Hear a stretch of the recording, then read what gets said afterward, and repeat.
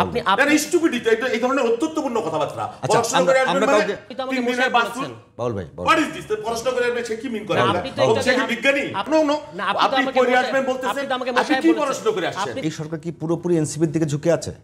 আচ্ছা, তার আগে আমি একটা জিনিস বলি। হ্যাঁ জি বলেন। আদর্শিকভাবে আপনাদের সঙ্গে বিএনপির নৈকট্য আছে। আচ্ছা, তার আগে বলি যে বিরোধটা কোথায়? রাজনীতিকে যদি আপনি চালাকিতে পর্যবেসিত করেন তাহলে যা হয় সেগুলো হচ্ছে আমার প্রিয় ভাইয়ের কথার মধ্যে আমি এগুলো পেলাম। আমরা তো একবারও বলি নাই যে এই সরকার নির্বাচিত সরকার, কিন্তু আপনি এই সরকারকে অনির্বাচিত সরকার এই ভারতের ভাষায় কথা বলেন কেন? এই সরকারকে আদালতের ভাষা হচ্ছে যে এই সরকার হচ্ছে জনগণের ইচ্ছা দ্বারা সমর্থিত সরকার। যদি আপনি এই ব্যাপারটা না বুঝেন তাহলে আগে রাষ্ট্রবিজ্ঞান থেকে এই ব্যাপারটা বুঝে আসেন।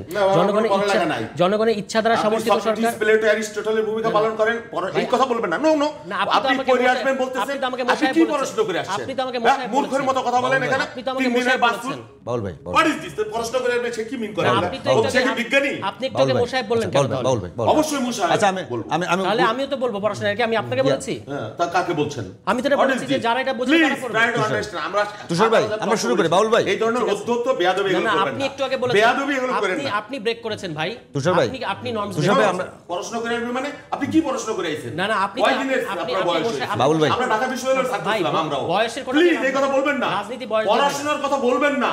আপনি কি প্রশ্ন করে আইছেন? আপনি কি সক্রেটিস না অ্যারিস্টটল? না সক্রেটিস অ্যারিস্টটল হওয়া লাগবে না, নরমাল জিনিস বাউল বুঝতে ভাই হবে। ইসলামী বাউল ভাই আপনি স্টুপিডিটি এই ধরনের অত্যন্তপূর্ণ কথাবার্তা প্রশ্ন করে আসবেন আমরা মানে হোয়াট ইজ দিস?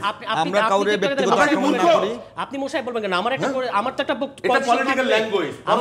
এটা কোনো পলিটিক্যাল ল্যাঙ্গুয়েজ। এটা আমি বলছি যারা এটা বুঝে না তাদেরকে এটা নিয়ে পড়তে হবে। এইটুকুই বলেছি। তুষার ভাই যারা বুঝে না কি আমরা এখানে আমরা বলি যে আমি আবারও বলছি যে বিএনপি এবং এনসিপি, আমি আবারও বলছি যে আমি চাই যে বাংলাদেশে একটি রাজনৈতিক দলকে আরেকটি রাজনৈতিক দল অন্তপক্ষে প্রশ্ন করার মতো অবস্থায় থাকুক এবং তাদেরকে খামোশ বলার অবস্থায় থাকুক। তো বাংলাদেশে এখন যে অবস্থা হচ্ছে সেখানে খামোশ বলার জায়গা থাকছে না। তো আপনারা ভালো করবেন, বিএনপি আপনাদেরকে সাপোর্ট করবে। বিতর্ক হোক, বিতর্ক কখনো যেন ঝগড়ায় পর্যবেসিত না হয়। তো এটা একটা আমি করেছি আমার দিক থেকে। না বাউল ভাই ঠিক আছে। বাছুর কে বলেছে?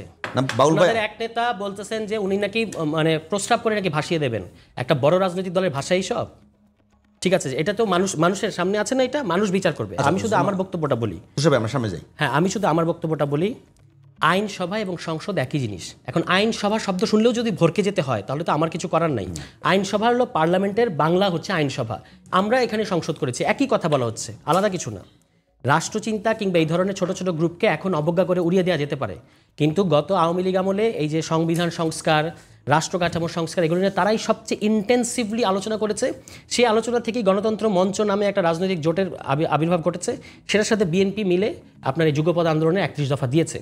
এটা ওই বিএনপির যে জহিরুদ্দিন মাহমুদ স্বপন সহ সংশ্লিষ্ট নেতারা এটা খুব ভালো করে জানেন। ঠিক আছে, এটা এই ছোট ছোট গ্রুপগুলোই বাংলাদেশে প্রথমত আওয়ামী লীগ আমলের শাসনের সমস্যাটা তারাই শনাক্ত করেছে। ঠিক আছে, এটা যারা জানে তারা তো জানে, বাকিদের না জানলেও চলবে।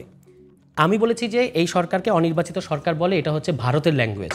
অনির্বাচিত সরকার আমরা বাংলাদেশে কোনটাকে বলি? যেটা হচ্ছে অবৈধ সরকার, মানে ফোর্সফুলি পাওয়ার টেক ওভার করেছে, এই ধরনের সরকারকে বাংলাদেশে অনির্বাচিত সরকার বলা হয়, যেমন ১/১১ সরকার। ঠিক আছে, এই সরকার সেরকম না। এই সরকারের ব্যাপারে আদালতের রায় হচ্ছে, মানে আদেশ দিয়েছে আদালত যে এই সরকার সংবিধানের 106।